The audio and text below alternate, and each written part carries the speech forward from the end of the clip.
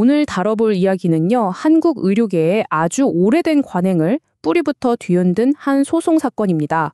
이 사건 하나가 어쩌면 의사들의 근무 환경을 완전히 바꿔놓을지도 모릅니다.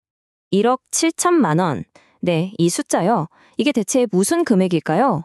놀랍게도 법원이 의사 딱 한 명에게 지급하라고 병원에 명령한 초과근무 수당입니다. 아니, 어떻게 한 사람한테 이런 어마어마한 돈을 지급하라는 판결이 나온 걸까요? 지금부터 그 이야기를 한번 따라가 보겠습니다. 자, 이 모든 이야기의 시작은요, 젊은 의사 3명이었습니다. 이분들이 우리나라에서 손꼽히는 아주 큰 병원을 상대로 소송을 걸면서부터였죠. 이 용감한 도전이 바로 이 기념비적인 판결의 시작이었습니다. 바로 이분들입니다. 응급의학과 전공의 3분. 이분들이 거대한 병원을 상대로 우리가 일한 만큼 정당한 대가를 달라고 목소리를 낸 거죠. 사실 그동안 원래 다 그래 라는 관행 속에 묻혔던 이야기인데 드디어 수면 위로 올라온 겁니다. 진짜 다윗과 골리앗의 싸움이었어요. 자, 이 소송에서 가장 중요한, 그러니까 사건 전체를 관통하는 핵심 질문이 하나 있었습니다. 바로 전공의의 법적 지위에 대한 문제였어요. 네, 바로 이겁니다. 전공의는 배우는 학생이냐, 아니면 법의 보호를 받아야 하는 노동자냐, 이 질문 하나를 두고 병원과 의사들 사이에 정말 오랫동안 팽팽한 줄다리기가 있었던 거죠. 당연히 양쪽 입장은 완전히 달랐습니다. 보시면 양쪽 주장이 정말 극명하게 갈리죠?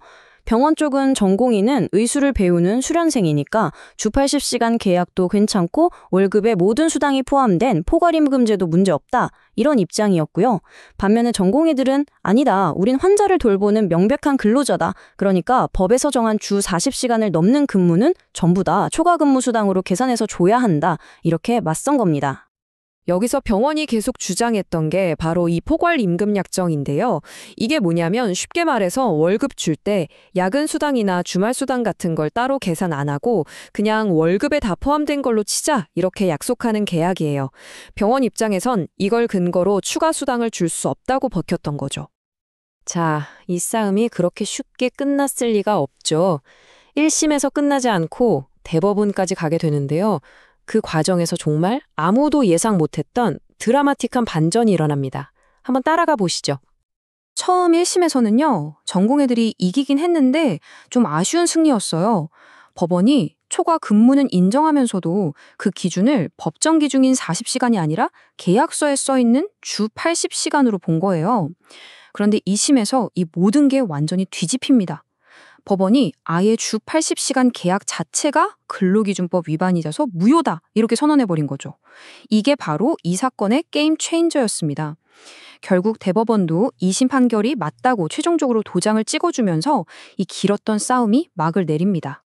자, 보세요. 법의 기준이 바뀌니까 결과가 얼마나 달라지는지요. 1심 판결대로라면 한 사람당 받는 돈이 한 200만 원도 안 됐어요. 그런데 법정 근로시간, 주 40시간을 기준으로 다시 계산한 2심 판결에서는요. 그 금액이 무려 1억 7천만 원까지 그냥 수직으로 솟아오릅니다. 이 그래프 하나가 이 판결이 얼마나 중요한지를 그냥 그대로 보여주는 거죠. 바로 이 한 문장이었습니다. 2심 법원이 내놓은 판결의 핵심이죠. 주 80시간 일하기로 한 약속은 법이 정한 주 40시간 기준을 어겼기 때문에 그냥 무효다. 수십 년 동안 병원들이 관행이다, 원래 다 그랬다고 주장했던 그 모든 논리를 그냥 이 한 문장으로 깨부숴버린 겁니다. 그러니까 핵심은 이거예요. 아무리 당사자끼리 계약을 했어도 그게 나라에서 정한 노동법보다 위에 있을 수는 없다는 거죠. 자, 그렇다면 이 판결이 왜 단순히 의사 3명이 돈을 더 받게 된 사건, 그 이상으로 중요한 걸까요? 왜 이게 한국 의료 시스템 전체를 흔들었다고 평가받는지 그 이유를 좀 더 깊이 들여다보겠습니다. 이 판결이 남긴 의미는 정말 여러 가지가 있습니다. 첫째, 이제 전공의는 그냥 배우는 사람이 아니라 법의 보호를 받는 근로자라는 게 공식적으로 인정된 겁니다. 둘째, 병원 내부의 계약이 국가노동법을 이길 수 없다는 원칙이 명확해졌고요. 셋째, 앞으로 모든 병원이 전공의들한테 월급을 줄 때 따라야 할 새로운 법적 기준이 생긴 거죠. 그리고 마지막으로 어쩌면 가장 중요할 수도 있는데 교육이라는 이름으로 당연하게 여겨졌던 그 과로 문화에 드디어 강력한 브레이크가 걸린 셈입니다. 결국 이 판결은요, 의사라는 직업의 첫 몇 년을 완전히 새롭게 정의 내린 사건이라고 볼 수 있습니다. 그렇다면 이제 질문이 이거겠죠. 이 거대한 변화의 시작 앞에서 과연 우리 한국의 의료 시스템은 앞으로 어떤 길을 가게 될까요?